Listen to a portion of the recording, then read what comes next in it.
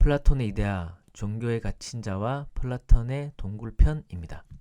사람이 어떤 행동을 하는 데는 반드시 목적이 있어요. 회사를 다니는 것도, 돈을 버는 것도, 또 여자를 만나는 것도, 옷을 입는 것도, 밥을 먹는 것도, 생존을 하고, 번식을 하고, 월세를 내고, 내가 좀 더 멋있게 보여서 이성에 어필을 하고, 이런 목적을 갖고 옷을 입거나 돈을 벌거나 헤어스타일 꾸미거나 양치질하거나 밥을 먹거나 인간이 하는 모든 행동들은 반드시 목적을 가지고 있어요. 하물며 종교는 시간을 내야 되고 돈도 좀 가져가야 되고 차려서 입어야 되고 또 예의도 잘 지켜야 되고 사람들 간에 어느 정도의 커뮤니케이션도 있어요. 동네 친구들 만나는 것처럼 그냥 가는 게 아니라 회사나 장례식장 가거나 이런 곳에 가는 것처럼 이렇게 차려입고 시간도 써야 되고 돈도 어느 정도 가져가야 되고 이런 행동들을 하는데 거기에 목적이 없을 수가 없죠. 근데 그 목적은 일부 사람들은 위로를 받기 위해서 가는 사람도 있고 한 끼 식사를 하기 위해서 가는 사람도 있고 거기서 커뮤니티를 형성을 해서 어느 정도 영업 하려고 가는 사람도 많죠. 이성을 만나러 가는 사람도 있습니다. 네, 저는 그런 사람 많이 봤고요. 근데 모든 종교들은 통합적으로는 내가 죽음 이후에 갈 세상에 대한 걱정 때문에 거기서 천국이나 극락왕생 등을 하기 위해서 종교에 참석하게 됩니다. 즉, 종교를 믿는 목적은 죽음 이후에 내 삶이 천국이나 극락왕생 그곳을 가기 위해서 종교 행사에 참석을 한다라고 말씀드릴 수 있겠습니다. 철학에서는 예수님이나 부처님이나 소크라테스 같은 분들을 창조주의 대리인이라고 보는 입장이고요. 그런 대리인들이 수천억 곱하기 수천억 개의 행성에 살고 있는 그 많은 인간들에게 말하는 메시지는 너가 어떤 것을 알고 있다고 착각하지 마라. 에고의 시선으로만 보는 세상, 그것이 너 인생의 전부라고 착각하지 마라. 이웃을 네 몸과 같이 사랑해라. 그래야 천국에 가까워진다. 겸손해라. 보살해라. 남을 돕고 너의 악업을 씻어라. 업보 때문에 발생하는 무지와 윤회에서 벗어나서 깨우쳐라.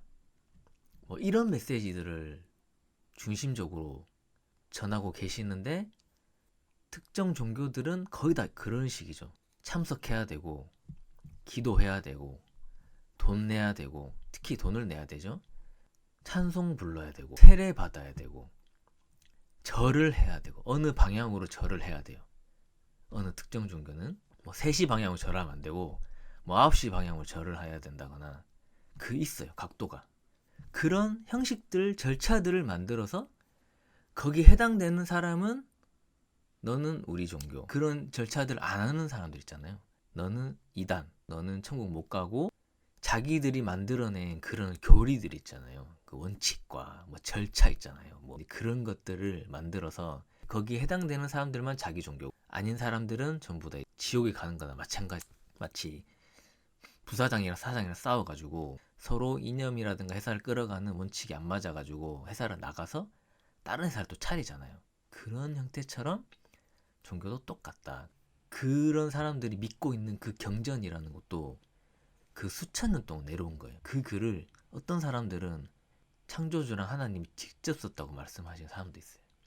근데 걔네들은 글을 다시 쓰고 번역하고 이러면서 이제 자기네 종교에 유리하게끔 글을 고쳐 써도 솔직히 그때 당시는 카메라나 녹음기나 이런 게 없기 때문에 어디서 굴러왔는 글인지 누가 조작했는지 알 길이 없다는 것을 분명히 아실 필요가 있습니다. 그 종교 영업에 당해서 그 세상에 들어가게 되면 그 이 단체의 수장들에게 어떤 세뇌를 받게 돼요. 이렇게 하면은 천국 가고 내 손을 거쳤으니까 너는 합격이다 이런 식으로 말을 해가지고 마치 다단계나 주식 세상에서 당하는 사람도 되게 많잖아요.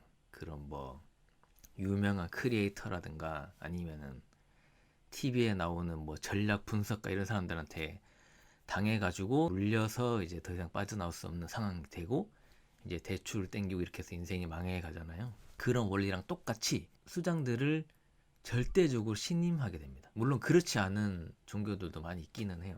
그런 사람들이 이 지구 행성에 특히나 많죠. 거의 50% 이상이 넘는다고 생각을 하는데, 그런 사람들이 이 지구 행성에 태어나서 아직도 벽을 무너뜨리지 못하고 깨닫지 못하고 아직 이 행성에 갇혀서 사는 거예요. 그렇게 보시면 되겠습니다. 종교에 갇힌 자들과 플라톤의 동굴을 대입해서 보면 온몸이 포박당한 상태로 있는 재수가 어떤 인간이 보여주는 세상, 믿기만 하면 뭐 천국에 간다, 돈을 많이 내면 천국 세상에 재물이 쌓일 것이다, 어느 방향으로 절을 하면은 천국 확정이다, 이런 말만 믿고 사는 재수의 모습과 아주 닮아있다는 사실을 알 수가 있습니다. 이거는 저도 경험을 한 적이 있는 얘기인데, 어느 날 갑자기 이런 생각이 드는 거예요. 잠깐만, 천국에 가는 일이 이렇게 쉽다고? 말이 돼? 그냥 믿기만 하고 헌금하고 찬송 부르면 갈 수 있다고? 이게 말이 돼? 이런 생각이 드는 거예요.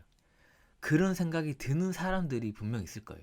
종교활동 하는 사람 중에 악한 사람도 되게 많잖아요. 범죄자도 많고 거기 숨어서 있는 사람도 되게 많죠. 종교라는 그 인간들의 그 상식에 안에 숨어서 이제 자기의 악행을 가리기 위해서 그런 사람도 되게 많잖아요. 그런 사람들 보면서 야, 저렇게 행동하는데 저 인간들도 천국 간다고? 야, 저 종교들의 교리식이 말이 돼? 이렇게 의심하는 사람도 있잖아요. 그런 사람들이 이 죄수에서 벗어나서 계단을 올라가는 거예요. 야, 분명히 죽음 이후의 세상이 있기는 한 것 같은데 그 세상을 가는 길이 저렇게 말도 안 된다고? 분명 다른 세상이 있을까? 이런 의심을 하면서 이 포박을 벗어나는 재수의 모습, 이 모습과 그런 생각하시는 분들이 굉장히 닮아있다, 이렇게 볼 수가 있겠습니다. 재수는 드디어 길고 긴 동굴의 삶을 벗어나 진짜 이데아를 만나게 됩니다. 그 재수는 천국으로 가는 길은 어느 세상에 간다, 죽음 이후에 간다, 그런 길은 애초에 없었고, 누가 누구를 믿어서 누가 누구를 구원해줘서 어떤 교리와 원칙을 따라서 사는 사람만 천국행으로 간다, 그런 세상은 없다라는 사실을 깨닫게 되고 진짜 이데아를 만나게 됩니다.